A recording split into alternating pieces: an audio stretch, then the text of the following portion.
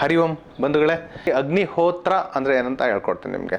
ಅಗ್ನಿಹೋತ್ರ ಅಂದರೆ ಸಾವಿರಾರು ವರ್ಷಗಳ ಹಿಂದೆ ನಮ್ಮ ಸನಾತನ ಋಷಿಮುನಿಗಳು ಕೊಟ್ಟಂಥ ಒಂದು ದೈವಿಕ ಕ್ರಿಯೆ ಅಂತಲೇ ಅನ್ಬೋದು.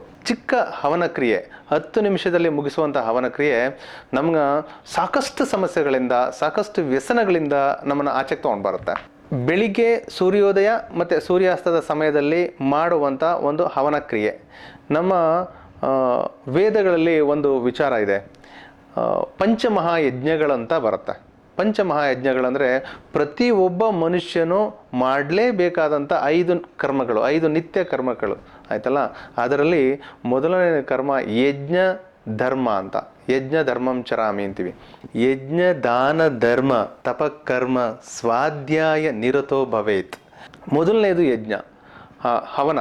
ಅದಕ್ಕೆ ನಾವು ಕೊಡಬೇಕಾಗಿರೋ ಸಮಯ ಅಷ್ಟೇ, ಏನು ಜಾಸ್ತಿ ಅದಕ್ಕೆ ಹಣ ಖರ್ಚಾಗೋದಿಲ್ಲ. ಅದಕ್ಕೆ ಬೇಕಾಗಿರುವಂಥದ್ದು ಕಾಪರ್ ಕುಂಡ ಮತ್ತು ಹಸುವಿನ ಬೆರಣಿ, ಹಸುವಿನ ತುಪ್ಪ ಮತ್ತು ಚೂರು ಆಗದೆ ಇರುವಂಥ ಅನ್ಪಾಲಿಶ್ಡ್ ಅಕ್ಕಿ ಆಯ್ತಲ್ಲ. ಇಷ್ಟನ್ನು ಬಳಸ್ಕೊಂಡು ನಾವು ಮಾಡುವಂಥ ಕ್ರಿಯೆ. ಅಗ್ನಿಹೋತ್ರ ಮಾಡುವಂಥ ಒಂದು ಸರಳ ವಿಧಾನವನ್ನು ನಾನು ನಿಮಗೆ ತೋರಿಸ್ಕೊಡ್ತೀನಿ. ನಾವು ದಿನನಿತ್ಯ ಹೆಂಗೆ ಮಾಡ್ತೀವಿ ಅಂತ ಅನ್ನೋದನ್ನು ನಾನು ತೋರಿಸ್ಕೊಡ್ತೀನಿ. ಬನ್ನಿ, ಅದನ್ನು ಬೇಕಾದಂಥ ಪರಿಕರಗಳನ್ನ ನಿಮಗೆ ತೋರಿಸ್ತೀನಿ. ನೋಡಿ, ಇದು ಬೆರಣಿ, ಒಂದು 4 ಪೀಸು ಈ ಶೇಪಲ್ಲಿರೋ ಬೆರಣಿ ಸಿಕ್ಕಿದ್ರೆ ಓಕೆ. ದೆನ್ ಅಗ್ನಿಹೋತ್ರ ಕಿಟ್ ಅಂತ ಬಂದಾಗ ಇದು ಒಂದು ಪಿರಮಿಡ್ ಶೈಲಿಯ ಈ ಒಂದು ಕುಂಡ ಈ ಥರ ಇರುತ್ತೆ. ಇದಕ್ಕೆ ಕೆಳಗಡೆ ಒಂದು ಪೀಠ ಇರುತ್ತೆ. ಈ ಪೀಠದ ಮೇಲೆ ಈ ಥರ ಅಗ್ನಿಹೋತ್ರ ಕುಂಡನ ಹೀಗೆ ಇಟ್ಕೋಬೋದು, ಹವನ ಕುಂಡನ ಈ ಥರ ಇಟ್ಕೋಬೋದು. ಇದು ನಾವು ಅಕ್ಷತವನ್ನು ಮಿಕ್ಸ್ ಮಾಡಲಿಕ್ಕೆ ಇದೊಂದು ಪ್ಲೇಟು, ಒಂದು ಸ್ಪೂನು, ನಾವು ತುಪ್ಪವನ್ನು ಹಾಕಲಿಕ್ಕೆ ಒಂದು ಸ್ಪೂನು. ಇಲ್ಲಿ ಒಂದು ಚಿಮಟ ಇರುತ್ತೆ. ಏನಂದರೆ ನೀವು ಬೆರಣಿಯನ್ನು ಹಾಕಿದ್ಮೇಲೆ ಹಚ್ಚಲಿಕ್ಕೆ ಅದೊಂದು ಚಿಮಟ ಬಳಸ್ತೀವಿ, ಇದೊಂದು ಚಿಮಟ. ಇಷ್ಟು ಅಗ್ನಿಹೋತ್ರ ಕಿಟ್ಟಲ್ಲಿ ಇರುವಂಥ ಮೂಲ ಸಾಮಗ್ರಿಗಳು. ಅನ್ಪಾಲಿಶ್ಡ್ ರೈಸ್ ಇದು. ಇದನ್ನು ಚೂರು ಆಗದೆ ಇರುವಂಥ ಅಕ್ಕಿಗಳನ್ನ ನಾವು ಫಿಲ್ಟರ್ ಮಾಡಿ ಇಟ್ಕೋಬೇಕು. ನಂತರ ನಾವು ಒಂದು ದೀಪವನ್ನು ನಾವು ಯಾವುದೇ ಕ್ಯಾಂಡ್ಲ್ ಇಟ್ಕೋಬಾರ್ದು. ಕ್ಯಾಂಡ್ಲ್ ಬದಲು ನಾವು ಯಾವ್ದಾದ್ರು ಒಂದು ದೀಪವನ್ನು ಹಚ್ಚಿ ಇಟ್ಕೊಂಡ್ರೆ, ಮಣ್ಣಿನ ದೀಪ ಆಗ್ಬೋದು ಅಥವಾ ಈ ಥರ ನಾವು ಮನೆಯಲ್ಲಿ ಬಳಸುವಂಥ ದೀಪನ ಈ ಥರ ಹಚ್ಚಿ ಇಟ್ಕೊಂಡ್ರೆ ಹಚ್ಚಲಿಕ್ಕೆ ಬೇಕಾದಂಥ ಈ ಮೂಲ ಸಾಮಗ್ರಿಗಳ ಸಿದ್ಧತೆ ಇಷ್ಟು ಮಾಡ್ಕೋಬೇಕು. ಈಗ ನಾವು ಯಾವ ರೀತಿ ಇಗ್ನೈಟ್ ಮಾಡಬೇಕು ಅನ್ನೋದನ್ನು ಕೂಡ ನಿಮಗೆ ತೋರಿಸ್ತೀನಿ. ಹೀಗೆ ಇದನ್ನು ಬೆರಣಿಯನ್ನು ಈಗ ಹಾಕೋಬೇಕು. ಹಾಕಿ ಈಗ ಪ್ರೆಸ್ ಮಾಡಿ ಇಟ್ಕೊಳ್ಳಿ. ಈ ಥರದ್ದು ನಿಮಗೆ ಒಳಗಡೆ ಕಂಫರ್ಟಬಲ್ ಕೂರುವಾಗೆ. ನೆಕ್ಸ್ಟು ಇದನ್ನು ಬೆರಣಿ ನಾನೇ ಮಾಡ್ಕೊಂಡಿರೋದ್ರಿಂದ ಸ್ವಲ್ಪ ತುಂಬ ಶೇಪ್ ಅಷ್ಟೊಂದು ಅಕ್ಯುರೇಸ್ ಆಗಿರಲ್ಲ. ಕಡೆ ಬೆರಣಿ ತುಂಬ ಶೇಪ್ ಚೆನ್ನಾಗಿರುತ್ತೆ. ಹೀಗೆ ಮಾಡ್ಕೋಬೋದು. ಒಂದು ಟ್ರಯಾಂಗಲ್ ಶೇಪಲ್ಲಿ ಕೂರಿಸ್ಕೋಬೋದು. ವಿಡಿಯೋದಲ್ಲಿ ತೋರಿಸ್ತಿರುವ ಹಾಗೆ ಅಕ್ಕಿಯನ್ನು 2 ಭಾಗಗಳಾಗಿ ವಿಂಗಡಿಸ್ಕೋಬೇಕು. ಆ ಪ್ರಮಾಣದ ಅಕ್ಕಿಯನ್ನು ಆ ಪ್ಲೇಟ್ನಲ್ಲಿ ಹಾಕೋಬೇಕು. ಏನಕ್ಕೆ ದೀಪ ಇಟ್ಕೋತೀವಿ ಅಂದರೆ ತುಪ್ಪ ಕೆಲವು ಥಂಡಿ ಇದ್ದಂಥ ಕಾಲದಲ್ಲಿ ಅದು ಗಟ್ಟಿಯಾಗಿಬಿಟ್ಟಿರುತ್ತೆ. ಅದಕ್ಕೋಸ್ಕರ ಏನು ಮಾಡಬೇಕು, ನಾವು ದೀಪ ಇಟ್ಕೊಂಡು ಸ್ವಲ್ಪ ನಾವು ತುಪ್ಪನ ತೆಳುವಾಗಿ ಮಾಡ್ಕೋಬೇಕು. ಒಂದು 4 ಬೆರಣಿ ಪೀಸ್ಗಳನ್ನ ಮಾಡಿ ಪಿರಮಿಡ್ ಶೇಪ್ ಏನಿದೆ ಅದರೊಳಗಡೆ ಹಾಕ್ತೀನಿ. ಹೀಗೆ ಇನ್ನೊಂದು ಪೀಸು ನಾವು ಕರ್ಪೂರ ಅಥವಾ ಹತ್ತಿ ಏನನ್ನು ಬಳಸಬಾರ್ದು ಅನ್ನೋದು ನನ್ನ ಉದ್ದೇಶ. ಆರ್ಗ್ಯಾನಿಕ್ ಆಗಿ ಮಾಡಬೇಕು, ಸಾವಯವಾಗಿ ಮಾಡಬೇಕು. ಯಾಕೆಂದರೆ ನಾವು ಭಸ್ಮನ ನಾವು ನೀರಿನ ಜೊತೆ ಮಿಕ್ಸ್ ಮಾಡ್ತೀವಿ ಕುಡಿಲಿಕ್ಕೆ, ಮತ್ತು ಕೆಲವು ಕೊಬ್ಬರಿ ಎಣ್ಣೆ ಜೊತೆ ಮಿಕ್ಸ್ ಮಾಡಿ ನಾವು ಸ್ಕಿನ್ಗೆ ಹಾಕೊಳ್ಬೋದು.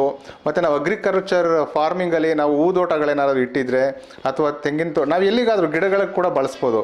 ಹಾಗಾಗಿ ನಾನೇನು ಮಾಡ್ತೀನಿ, ಯಾವುದೇ ಕೆಮಿಕಲ್ನ ಜೊತೆಲಿ ಬಳಸಲ್ಲ. ಮತ್ತು ನೋಡಿ, ಈಗ ತುಪ್ಪನ ಸ್ವಲ್ಪ ಈಗ ಹಾಕ್ಕೊಂಡು ಈ ದೀಪದ ಸಹಾಯದಿಂದ ನಾವು ಆ ಬೆರಣಿಯನ್ನು ಹಚ್ಕೊಳ್ಳೋದು. ಅದಕ್ಕೋಸ್ಕರ ದೀಪನ ಇಟ್ಕೋಬೇಕು. ಕ್ಯಾಂಡ್ಲ್ ಇಟ್ಕೊಳ್ಳೋದು ಕೂಡ ನಾಟ್ ವೆಲ್. ನಾವು ಆಯಿಲ್ ಮತ್ತು ಬತ್ತಿಯನ್ನು ಬಳಸಿರುವಂಥ ದೀಪನೇ ಬಳಸಿ ಹೀಗೆ ಅಗ್ನಿಯನ್ನು ಉದ್ದೀಪನ ಮಾಡಬೇಕು. ನಂತರ ನಾವು ಸ್ವಲ್ಪ ತುಪ್ಪನ ಈಗ ಮೇಲೆ ಸ್ವಲ್ಪ ಒಂದು 2-3 ಸ್ಪೂನ್ ಇದು ಚಿಕ್ಕದ್ರಲ್ಲಿ ಹಾಕ್ಕೊಂಡ್ರೆ ಸಾಕು. ಈಗ ಅಗ್ನಿ ಪ್ರಜ್ವಲಿಸಲಿಕ್ಕೆ ಪ್ರಾರಂಭ ಆಯ್ತಲ್ಲ. ನೆಕ್ಸ್ಟು ನಾವು ಅಕ್ಕಿ ಹಾಕ್ಕೊಂಡಿದ್ವಲ್ಲ, ಅಕ್ಕಿಗೆ ಸ್ವಲ್ಪ 1 ಡ್ರಾಪ್ ತುಪ್ಪ ಹಾಕ್ಕೊಂಡು ತುಪ್ಪ ಮತ್ತು ಅಕ್ಕಿಯನ್ನು ಚೆನ್ನಾಗಿ ಮಿಕ್ಸ್ ಮಾಡಿಕೊಂಡು ಸ್ಕ್ರೀನಲ್ಲಿ ತೋರಿಸ್ತಾ ಇದ್ದೀನಲ್ಲ, ಈ ವಿಶ್ವ ಅಗ್ನಿಹೋತ್ರ ಆ್ಯಪ್ ಮತ್ತು ಅಗ್ನಿಹೋತ್ರ ಬುಡ್ಡಿ ಆ್ಯಪ್ ಅಂತ 2 ಆ್ಯಪ್ ಇದೆ. ಅದರಲ್ಲಿ ವಿಶ್ವ ಅಗ್ನಿಹೋತ್ರ ಆ್ಯಪ್ ಕೂಡ ತುಂಬ ಅಕ್ಯುರೇಸಿಯಾಗಿ ನಮ್ಮ ಲೊಕೇಶನ್ ಬೇಸ್ಡ್ ಆಗಿರುವಂಥ ಸೂರ್ಯೋದಯ ಎಷ್ಟು ಸಮಯಕ್ಕೆ ಆಗುತ್ತೆ ಅಂತೇಳಿ ಕೌಂಟೌನ್ ಸ್ಟಾರ್ಟ್ ಆಗುತ್ತೆ.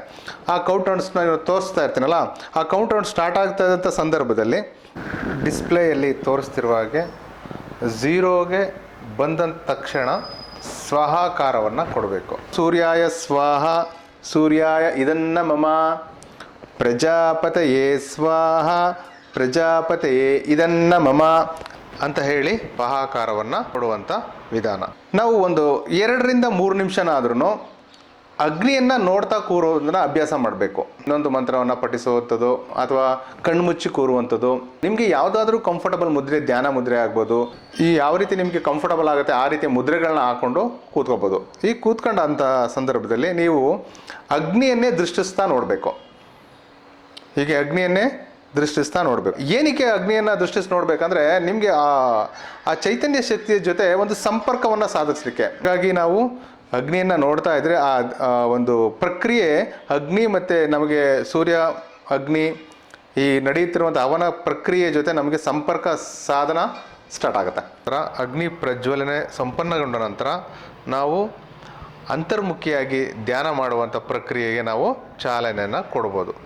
ಮತ್ತು ಈಗ ಅಗ್ನಿ ಉರಿತಿರುತ್ತೆ, ಒಂದು ಫೋನ್ ಕಾಲ್ಸ್ ಆಗಲಿ ಮತ್ತೊಂದಾಗಲಿ ಅಟೆಂಡ್ ಮಾಡಬಾರ್ದು. ಮತ್ತು ಯಾರೋ ಕರೀತಾರೆ, ಅಗ್ನಿ ನೀವು ಹಚ್ಚಿಟ್ಬಿಟ್ಟು ಮನೆಯಿಂದ ಏನೋ ಬಂತು ಅಂತೇಳಿ ಹೊರಗಡೆ ಹೋಗ್ಬಾರ್ದು. ನೀವು ಈ ಕ್ರಿಯೆ ಮುಗಿಯೋ ತನಕ ಅಲ್ಲಿ ಇಲ್ಲಿ ಹೋಗುವಂಥ ಯಾವುದೇ ಪರಿಪಾಟಲಗಳನ್ನು ಇಟ್ಕೋಬಾರ್ದು. ಅಗ್ನಿಹೋತ್ರದಿಂದ ಆಗುವಂಥ ಬೆನಿಫಿಟ್ಸ್ಗಳನ್ನ ನಾನು ಮುಂಚೆನೂ ಕೂಡ ಹೇಳಿದ್ದೀನಿ, ಇವಾಗಲೂ ಕೂಡ ನಿಮ್ಗೆ ಇನ್ನೊಂದ್ಸರಿ ರಿಪೀಟ್ ಮಾಡ್ತೀನಿ.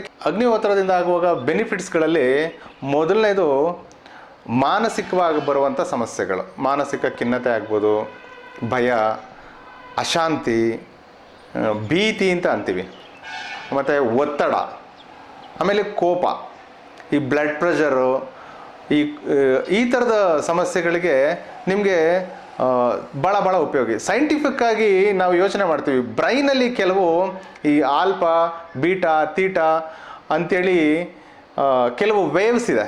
ಆ ವೇವ್ಸು ತರಂಗಾಂತರಗಳು ನಾವು ಅಗ್ನಿಹೋತ್ರ ಮುಂದೆ ಧ್ಯಾನಕ್ಕೆ ಕೂತಂಥ ಸಂದರ್ಭದಲ್ಲಿ ನಮ್ಮ ಬ್ಲಡ್ ಪ್ರೆಷರನ್ನು ಯಾವ ಪ್ರಮಾಣಕ್ಕೆ ಇರಬೇಕು ಆ ಪ್ರಮಾಣಕ್ಕೆ ಅದು ಇರಿಸುತ್ತೆ. ನೀವು ಧ್ಯಾನ ಮಾಡಿದ ಅಗ್ನಿಹೋತ್ರದ ಮುಂದೆ ಕೂತು ಧ್ಯಾನ ಮಾಡಿದಂಥ ಸಂದರ್ಭದಲ್ಲಿ ಅದು ತುಂಬ ಚೆನ್ನಾಗಿ ವರ್ಕ್ ಆಗುತ್ತೆ. ದೇಹದಲ್ಲಿ ಯಾವ ರಾಸಾಯನಿಕ ಬದಲಾವಣೆಗಳು ನಿಮ್ಮನ್ನು ಸಂತೃಪ್ತಿಯ ಕಡೆಗೆ, ಶಾಂತಿಯ ಕಡೆಗೆ ತಗೊಂಡೋಗುತ್ತೆ. ಇದರಿಂದ ನಿಮಗೆ ಬ್ರೈನ್ ಹ್ಯಾಮ್ರೇಜ್ ಆಗುವಂಥದ್ದು ತುಂಬಾ ಆಗುವಂಥ ಸಾಧ್ಯತೆಗಳನ್ನ ಕಡಿಮೆ ಮಾಡಿಬಿಡುತ್ತೆ. ಈಗ ಹೇಳ್ತೀವಲ್ಲ ನಾವು, ಪ್ಯಾಂಕ್ರಿಯಾದಿಂದ ಆಗುವಂಥ ಸಮಸ್ಯೆಗಳು, ಶುಗರ್ ನಮ್ಗೆ ಹೇಗೆ ಜಾಸ್ತಿ ಆಗುತ್ತೆ ಅಂತ. ನೀವು ಮಾನಸಿಕವಾಗಿ ನೆಮ್ಮದಿಯಾಗಿದ್ದರೆ ಶುಗರ್ ಇನ್ಕ್ರೀಸ್ ಕೂಡ ಆಗೋದು ಕೂಡ ಕಡಿಮೆ ಆಗುತ್ತೆ. ದೇವರು ಕೊಟ್ಟಿರುವಂಥ ನಮ್ಮ ಆರ್ಗಾನ್ಸ್ ಏನಿದೆ ಅವು ರಿಜಿನ್ಯೂಟ್ ಆಗಲಿಕ್ಕೆ ಸ್ಟಾರ್ಟ್ ಆಗುತ್ತೆ. ಯಾವಾಗ ನೀವು ಶಾಂತಿಯಿಂದ ಇರ್ತೀರಿ, ಸುಖವಾಗಿ ನೆಮ್ಮದಿಯಾಗಿ ನೀವು ಯಾವಾಗ ಜೀವಿಸ್ಲಿಕ್ಕೆ ಪ್ರಾರಂಭ ಮಾಡ್ತೀರಿ, ಆ ದೇಹದಲ್ಲಿರುವಂಥ ಆರ್ಗನ್ಸ್ ಕೂಡ ನಿಮಗೆ ಉತ್ತಮ ರೀತಿಯಲ್ಲಿ ಕೆಲಸ ಮಾಡಲಿಕ್ಕೆ ಸ್ಟಾರ್ಟ್ ಆಗುತ್ತೆ. ನೀವು ನೋಡಿರ್ಬೋದು, ಸಾಕಷ್ಟು ಜನ ಚಿಕ್ಕ ವಯಸ್ಸಲ್ಲೇ ಬ್ರೈನ್ ಹ್ಯಾಮರೇಜ್ ಆಗ್ತಿರುತ್ತೆ, ಬ್ಲಡ್ ಕ್ಲಾಟ್ ಆಗ್ತಿರುತ್ತೆ, ಅದರಿಂದ ಸ್ಟ್ರೋಕ್ಗಳಾಗ್ತಿರುತ್ತೆ. ಈ ಎಲ್ಲ ಏನಕ್ಕಪ್ಪ ಕಾರಣ ಅಂದರೆ ರಕ್ತದ ಒತ್ತಡ ಆ ಮಟ್ಟಕ್ಕೆ ಇರುತ್ತೆ. ಆ ಮಟ್ಟಕ್ಕೆ ಸಣ್ಣ ವಿಷಯಗಳಿಗೆ ಕೋಪ ಮಾಡ್ಕೊಳ್ಳುವಂಥದ್ದು, ಉದ್ವೇಗ ಆಗುವಂಥದ್ದು. ನೀವು ಅಗ್ನಿಹೋತ್ರ ಮಾಡೋದ್ರಿಂದ ನಿಮಗೆ ಕ್ಷಮತೆ ಜಾಸ್ತಿ ಆಗುತ್ತೆ. ದೈಹಿಕ ಕ್ಷಮತೆ, ಮಾನಸಿಕ ಕ್ಷಮತೆ ನಿಮಗೆ ಖಂಡಿತವಾಗ್ಲೂ ಜಾಸ್ತಿ ಆಗುತ್ತೆ. ಮಕ್ಕಳಲ್ಲಿ ತುಂಬಾ ಬೆನಿಫಿಟ್. ಯಾಕಂದರೆ ಅವರು ಗ್ರಹಿಸುವ ಶಕ್ತಿ ಬೇಕು. ಮಕ್ಕಳಿಗೆ ಏನು ಬೇಕು? ಅವರು ಪಾಠವನ್ನು ಕೇಳಲಿಕ್ಕೆ ಗ್ರಹಿಸುವಂಥ ಶಕ್ತಿ ಬೇಕು. ನಾನು ಹೇಳಿದ್ನಲ್ಲ, ಧ್ಯಾನವನ್ನು ಮಾಡಿದಾಗ ಕೆಲವೊಂದು ನಮ್ಮ ಈ ವೇವ್ಸ್, ಬ್ರೈನ್ ವೇವ್ಸ್ ಏನುತ್ತೆ ಅವು ಪುಟಿದೇಳ್ತವೆ.